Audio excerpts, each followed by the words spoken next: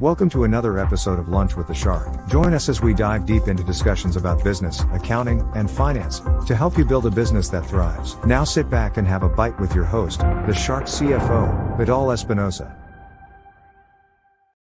Well, hello, good afternoon. Welcome to a new edition of Lunch with the Shark. I am your host, Vidal, the Shark CFO Espinosa. Thank you for joining me in today. We just had an amazing, and I cannot stretch, an amazing webinar. And I'm very thankful and grateful for my whole marketing team, Jesus, Jeff, Community Boost. Thank you so much for making this an amazing webinar. We actually had 450 registered people to our webinar. And in record time, trust me, I answered over, what was it, Jesus, like 35, 40 questions after our presentation. And we had some great questions that are simply based on rumors, whatever Google says, whatever my compadre, my comadre, my neighbor, my coworker say. And we actually helped provide clarity, simplicity, guidance as to how the hell can we bring our business, our companies, our ideas, materialize them, and open a company and open a business in the United States of America. You know that one of the biggest advantages of having a company in the US, it's your credibility as a company. I don't know why, I don't understand, but it's all based on perception. Perception is very important when it comes to business. I think that United States does not portray illegal transactions, does not portray corruption as being on other countries.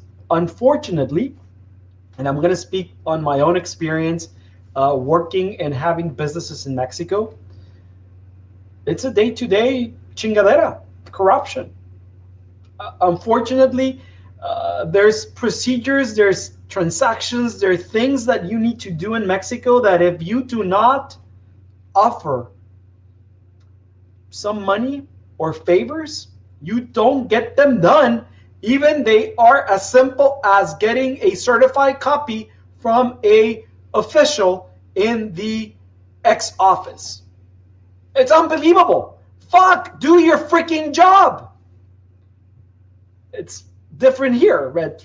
You don't expect to offer money in exchange for them to do their job here in the United States. Same, plain and simple. They offer you good, mediocre, whatever type of customer service, but things get done, right? So that's a big advantage of having a company in the US, perception. And another thing is, people were asking a lot about certain licenses, permits, how to do it, where to do it, what to do, blah, blah, blah, blah, blah. And as we've been saying over and over and over, that's not for you to do, that's not for you to know. As long as you're compliant, that's all you need to know, that you are compliant, that you can do your work legally in the state that you have selected as your main state in the United States. Simple. That's your only focus, is to grow your company. Your only focus is to generate revenue and control your expenses so you can create profits to generate wealth. That's all. Forget about the house, forget about the taxes, forget about trying to find similarities between your home country and the United States as to where you're going to be doing business. Forget about that. Please, trust me. It's very simple. Just do it. Just try to do it, and you'll see. You'll find you'll figure it out that it's simpler than what Google it's telling you. It's simpler, it's easier than what a lot of things are being said. Okay? So just get somebody that is somebody that it's qualified, I would say, to do it. Somebody that is knowledgeable on doing it. Somebody that has experience in doing so, right? So thank you for attending. To all those who attended the webinar, thank you for attending. To my team, thank you for preparing this webinar. It was enlightening. I learned a lot. I learned a lot from the people who attended. And again, thank you for attending. Now, to continue with our week's topic, I can't believe it's Thursday. Business models. Like, how should I manage my business? What is my business? What type of business do I have? So we want to tackle today which business price model your business should use. The question is, do you know how to price your products or services? Or are you pricing your products or services and valuing yourself based on your competitors? One thing that I've learned is that, for instance, services are not a commodity. And we explain what commodity is and means and things like that. And we don't charge based on what we do. We charge based on our experience and on the results we're going to provide you. For instance, nonprofits, generally speaking, they take between 2.5 to 3.5 years to get their 501c3 certification from the Internal Revenue Service, meaning that it takes them between 24, 36 months, 42 months to get approved to become a true nonprofit. We actually do it in less than a year. We get your nonprofit certified in less than a year. So we charge based on our knowledge and availability on getting the results done, getting things done. Oh, you charge more than an attorney in Florida. I know what we can do for you. Go with the attorney in Florida, and good luck, because in 6 months, you're going to call me back and say, hey, fuck, we haven't been able to resolve it. We know the ins and outs. We know how to do it. We have the experience. That experience has cost us. And it's actually what happens when you start your company. When you start your company, and this is a true reality, okay? And I said this to a client of ours 2 months ago or a month and a half ago. They're starting a wholesale company. And they're starting to sell to everybody and their mother, because obviously, yes, you want to generate revenue. You want to generate revenue and start moving and selling and selling and selling, but you are going to become what you are starting to be. You're going to sell to everyone. You're going to cut corners. You're going to turn a blind eye into your own regulations or procedures just to sell? I don't think so. You should start from the beginning the way you want to be when you're that small company or large company with big revenue. Big, humongous profits. Don't become that restaurant that I would only go if there's a coupon or a promotion going on. Don't become that restaurant, because you're never going to be able to phase out of it. you are always going to be the coupon restaurant. Oh, let's go to Black Angus. My brother loves Black Angus. It's eh. And I think the only thing he loves from Black Angus is the bread. The bread is good. It's decent, right? But every time we go to Black Angus, we have to look for a coupon because to us, it has become a coupon restaurant. If they don't have a promotion or something going on, it's like, yeah, I don't think so, right? So determining the most appropriate pricing model for your business, it's tricky and takes considerable research, planning, and testing before full implementation across all of your products and services. When determining how to best price your product and service, you must consider, number one, the current positioning of your product and service. Are they positioned as low-cost options, luxury offerings, or somewhere in the middle? The higher the quality of your products and service, the higher the prices you can command from customers. And we said it in our Facebook. Walmart versus Gucci. They both sell tennis shoes. And I'm going to give you an example. Both companies sell tennis shoes.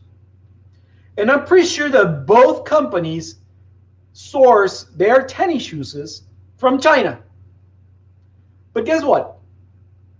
Walmart sells tennis shoes $20, $30. Gucci sells you tennis shoes for over $1,000. High quality, high volume, right? Your customers, you need to consider your customers. Will your customers tolerate change to the price model of your product and services? If so, how much change will they tolerate? How will pricing affect the demand of your product? Don't be afraid to charge your clients what you are worth. Don't be afraid of it. It's going to be a thermometer on the job that you're doing.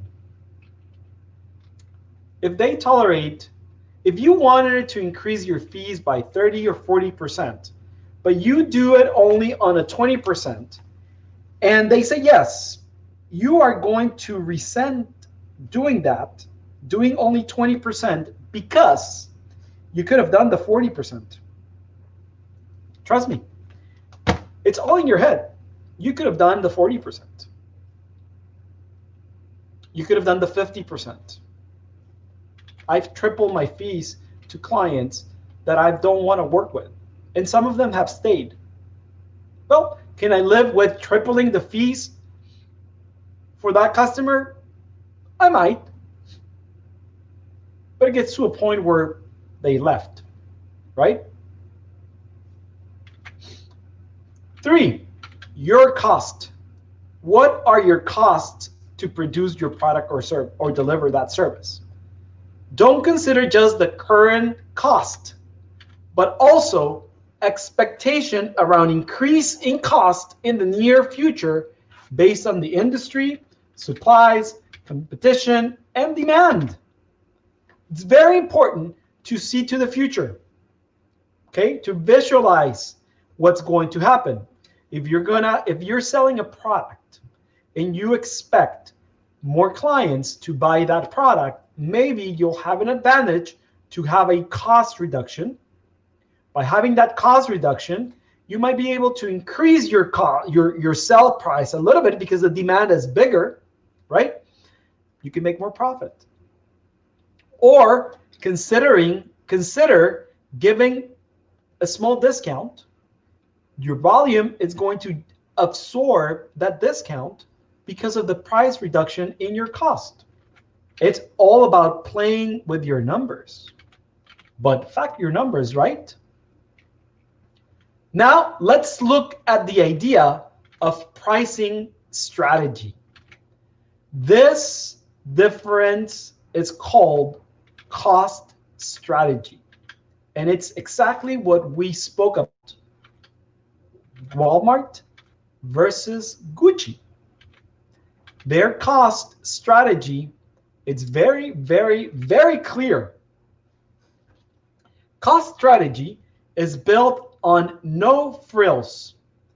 Cost leadership strives towards cutting costs to a minimum possible level in order to provide customers with the lowest prices and through boost their sales. That's Walmart, right? So do you know what, Nike company? We want to promote or sell Nike tennis shoes for Black Friday. But we want to sell, or we will place an order of 10 million pairs of tennis shoes. What is your price to us? When can you deliver? How can you deliver? Yada, yada, yada. But they don't only go to Nike. They'll go to Adidas, go to any other shoe manufacturer, right? And whomever gives them the best price, they will do their analysis and say, hey, okay, we are going to put this tennis shoes on Black Friday at this price. They're aiming for volume by lower prices to save on their customers and bring in more customers.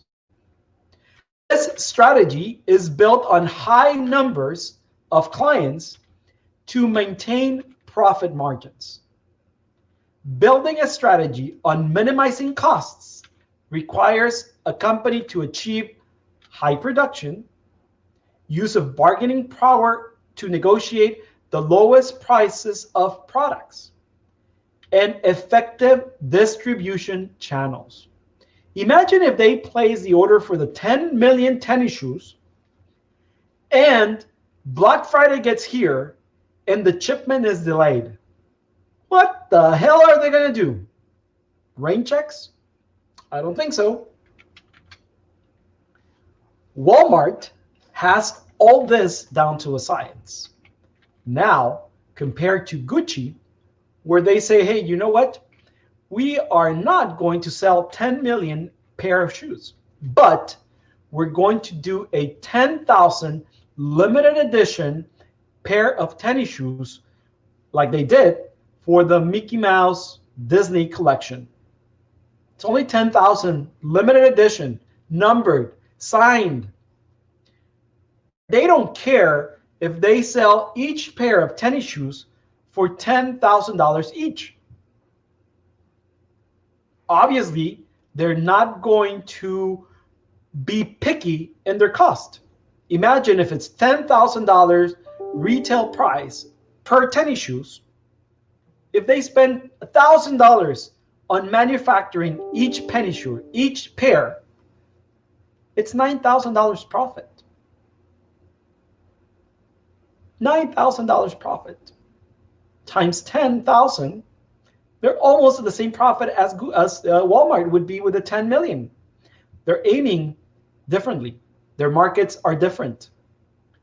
How do you want to be priced?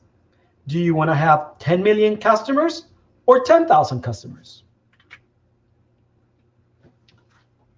Differentiation strategy. Differentiation strategy is built on a belief that one needs a clear and unique positioning. Differentiation leadership focuses on providing perks that adds value for customers, while higher prices are sort of make up for their higher costs. Building a strategy on a differentiation requires a company to continue invest in and develop. I said it. Walmart tennis shoes versus the limited edition 10,000 tennis shoes for Mickey. They are differentiating. Dude, do you want to have a mass-produced tennis shoe or a limited edition tennis shoe? superior product quality, branding, industry-wide distribution across all major channels, and marketing capacity. Designers, and I'm just focusing on Gucci because we have that example. Designers strive on this strategy. Dude, it's a pair of tennis shoes. Have you ever worn Prada? They're probably the most uncomfortable shoes that there are out there. But sometimes you wear them because they're Prada and they're cool, they're nice. They're just shoes. Like Ana Georgia says, shoe, my shoe. Right? They're just shoes. They're just tennis shoes. But designers thrive on this. They have a differentiator strategy. Designers do this well by providing quality product to make sure they can charge premium prices. And I bet both companies are at the same level or percentages of profit margins by selling less quantity, higher quality. More quantity, maybe lower quality. They're aiming at, oh, I need to replace my shoes every 2 months, or things like that. Much like everything else you do in your business, plan upfront and get input from those you trust and advisors that have been through it before. For instance, we can actually tell you that we have a 3-price tier system. A 3-price tier system, which is the startup on steroids. We have the middle entrepreneur, and then we have the shark. You have 3 prices. Where do you want to be? It's not where do you want, what can you afford? It's not what can you afford, because we don't give you a discount. It's where do you want to be, right? So depending on where you want to be and how fast you want to grow, it's the tier that you have to be. What we recommend, it's based on where you are at that point in time, because we can't take you from startup on steroids straight to shark consulting because you don't have the metal. You can't go from the bottom floor to the top floor in one step. It's impossible unless you're Rubberman, unless you can fly. I believe I can fly. Yes, good for you. Cool song. But you must plan. You must plan.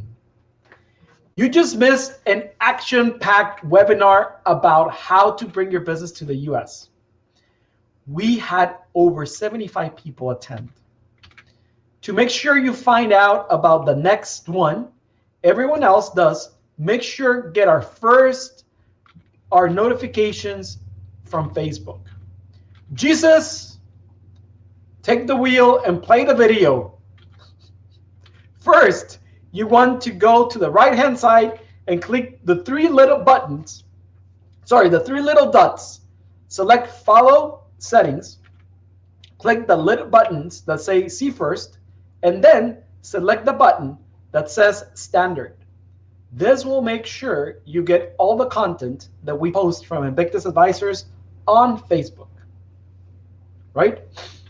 Follow us on Spotify, follow us on Instagram, LinkedIn, any social media that you think we are, I think we are. And if we are not there, send us a message and say, hey, Shark, you need to be in this social media. Hey, Shark, I want to see stuff in this social media. And then we'll figure it out and maybe start posting it. And Twitter, also do that, okay? And today's quote comes from not the founder of the renowned brand Gucci. Gucci created the brand in 1921. And the quote that he said is, "Quality is remembering long after the price it's forgotten." He was on point. Quality is remembered long after price is forgotten. Thank you so much for joining us. Thank you so much for tuning in on today's Lunch with a Shark. Bon appetit. Ciao. Thank you for listening to Lunch with a Shark. If you would like to set up a consultation with the Shark CFO, Vidal Espinosa, visit his website www.invictus-advisors.com, and don't forget to subscribe on Facebook, Instagram, YouTube, Twitter, and LinkedIn.